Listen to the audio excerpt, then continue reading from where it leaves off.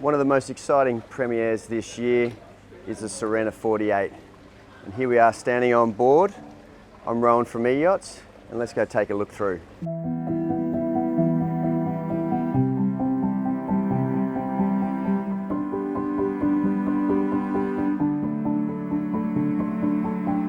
As we're standing here on the swim platform, it's a high-low platform, perfect for a good-sized tender. There is quite a few options on this boat and layouts, especially in this back section, starting here.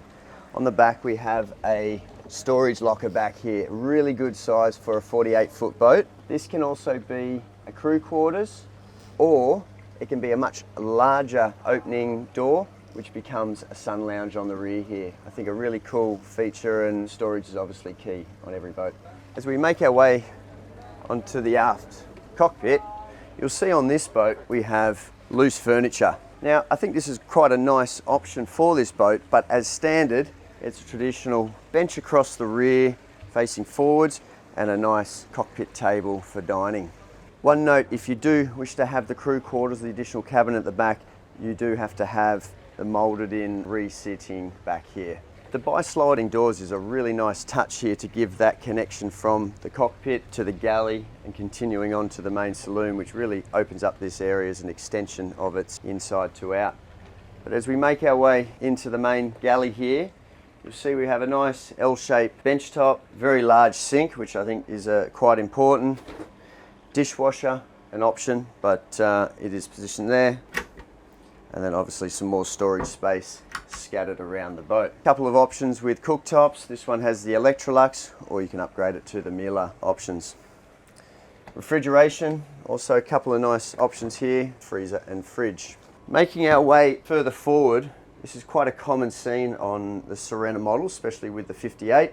You'll see a lot of the sort of hutch storage spaces for all your kitchenware, plates, glasses and things like that, all in this area here. It wouldn't be a luxury cruiser without a pop-up TV here to help entertain into the saloon come dining area. This one here obviously is a U-shape with a fold-out table here for dining, and this can also be on an up and down gas strut for more of a coffee table feel. Now it feels quite a lot bigger than a 48-foot boat, and it is. It's because Sirena is always well known for being the largest in its category, and being a 52-foot boat overall, you can really feel the sheer volume of this boat. Coming further forward, we're here at the helm, and it's very nicely positioned. Traditional with the Sirena models is the big large glass windows in the front, giving that huge volume and view for the panoramic feel. But as you see with the helm area here, it's a very comfortable, got a nice baluster, fold down, nice leather seating, and it is quite comfortable. You've got quite a lot of leg room to play with here, and very ergonomic. This boat is powered with Cummins engines and also joystick docking, which integrates the bow thrusters and the engine so you can maneuver the boat, very similar to the IPS sort of controls. Garmin navigation up front, engine controls here, and obviously all your controls and buttons all at arm's reach here. Of course, spotlights, Humphrey interceptor trim tabs, interceptor plates, and you also have Seakeeper ability for a gyro stabilizer. What's very nice with this model is at the push of a button, you also have a great opening side door, which is really convenient for docking. Obviously we can step through, we've got plenty of head height, and I will note that this is quite a nice tall opening door. No crouching or having to pop through. But I have 100% visibility down the starboard side, which is great for docking, tending to lines. But I think when you're at anchor, to have this door open and a great breeze flow through is just as important. Just to the port side of the lower helm, nice simple breakers, on-off switches, power selection from generator to shore. Everything's here and everything is nice and simple, which I love. And as we're coming down the stairs here, plenty of places to hang on to when you're underway, which is important, and a nice gradual staircase, plenty of depth with the steps, which is equally important. Making our way further aft. Now this is where it starts to get quite interesting for a 48-foot boat. We have a full beam master. We have plenty of head height here, which is not so common on a boat of this size. But as you see, we've got a wealth of natural light coming in. Also, we can have natural airflow coming in with opening portholes. There's also an abundance of storage on this boat. As you'll see, we've got lots of nice cabinet space, both port and starboard. We have a large hanging closet further forward, and as we make our way over to the port side here, plenty of more cupboards, drawers for all your clothing and bits and bobs. Reading lights, nice ambient light, ceiling lights and mood lights all throughout this boat, which can really add a nice touch, especially in the night time. The TV here is quite smart. It looks like a mirror, but when you turn the TV on, it's a perfect high definition TV. Really smart touch to this boat. For getting ready before an evening out, you have a nice little vanity area here, little stool, integrated lights for getting on your makeup and whatnot. To keep all your valuables nice and safe, we have a safe. The ensuite in this boat for a 48 foot is actually quite impressive. Got a good size here, nice rain shower above. On a lot of the Sirena models, they integrate a nice seat here, which adds a bit of extra space. Somewhere to sit if you having a shower. Opening portholes once again help ventilate, get the steam out of this area, which is quite smart. Really nice quality hand shower, if that's what you choose. Quite a smart use of space is having pocket door here for the head. Avoids any swing doors and makes it nice and easy to get in and out of the bathroom area. Being a long range cruiser or wanting to spend extra time on board, I think it's really smart to integrate a washing machine conveniently placed between the master cabin and the rest of the accommodation space. Centrally placed on the boat is a second bathroom. This can double as a day head for all your guests on board, or a second door which takes you into the forward cabin. But as you see here, another very large shower space, rain shower head above, nice seat, nice finishes, all Corian, nicely appointed. And as we're making our way further forward, we've come now into the forward VIP cabin. Another very, very large bed, beautiful hull windows on both sides, opening portholes as well, and literally every little space on board has been utilised for storage. And on the starboard side, a very nice large hanging closet here, further cupboards as we make our way forward. Now making our way onto the starboard side, midships cabin. While not the largest of beds or the cabin on board, it does still provide a 3 cabin option where you have 2 singles or you can have a double bed. Nevertheless, storage is still in abundance on board, where we have huge hanging closets and small drawers in the centre of the beds.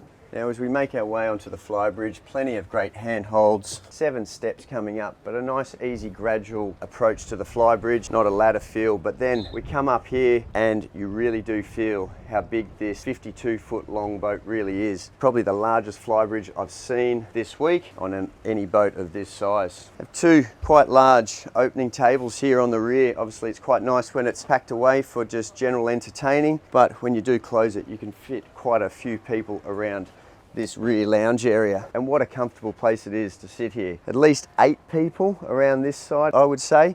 And if you had a couple of director's chairs, you could fit them on there. So dining for 10 up here. Probably not how many people you would want to be dining up here, but it could definitely handle it. A lot of the smart little touches in here, obviously being a moving boat, is having integrated cup holders. And the quality of the stainless is top notch. The Sirena brand is all in-house, so all their fabrication, all their construction is all done in-house, which is quite nice to see. In the center of the Flybridge, we have this large wet bar, tap, and a great little induction barbecue. Underneath, we have plenty of storage and refrigeration for your drinks. An ice maker can be placed up here if you would like, or just leave it as storage. Like all Sirena models, the Flybridge and the roof is all composite construction with carbon fiber to help reduce the center of gravity and keep it all low, which is quite a smart feature. Coming further forward, we have a really lovely helm position.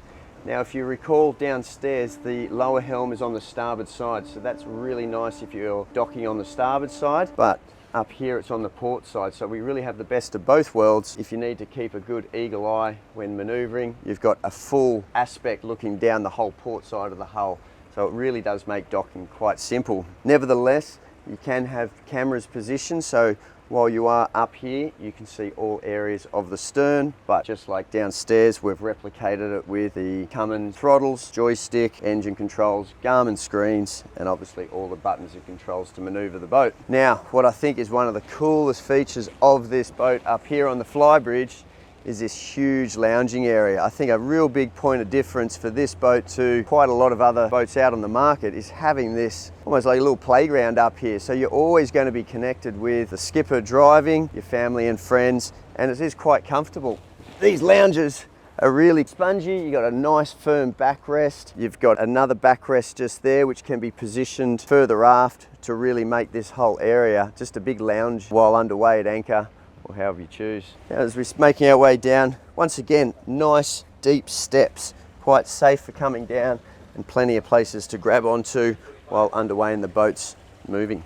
All right, as we make our way further forward, another humongous sun lounging area. Nicely angled back cushion here. This would be a beautiful place while underway doing a nice slow cruise. Obviously, we can have easily half a dozen people up here while underway and quite comfortable. They've made this area a bit of a multi-function area, not just for lounging, but also another upright seating area, which I think is quite smart if you just want to be sitting upright. Like you see on every single Sirena model out there, nothing is under-engineered.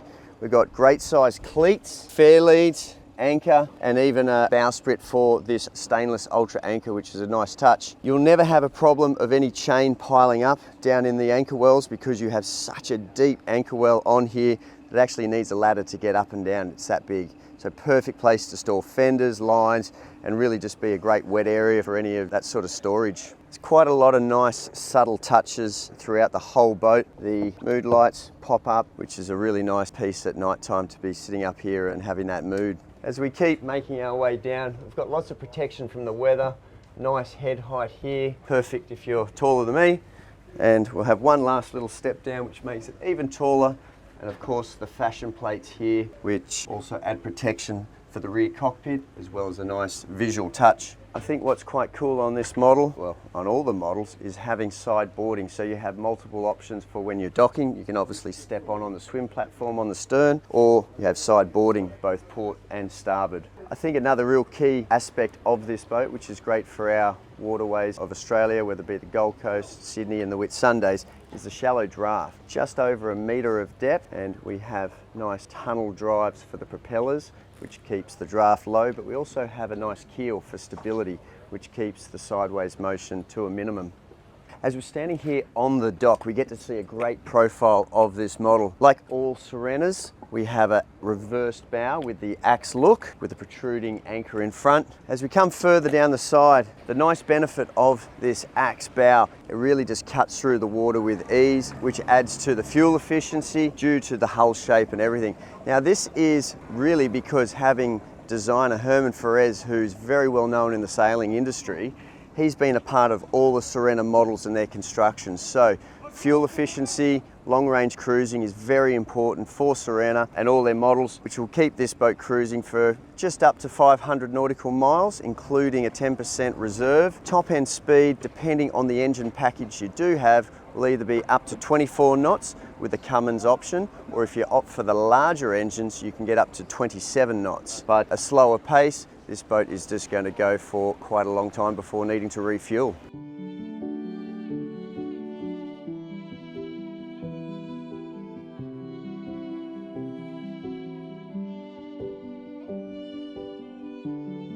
I hope you enjoyed this walkthrough of the Sirena 48. For more information, please reach out to us at Yachts. I'm Rowan. If you enjoyed this, like and subscribe.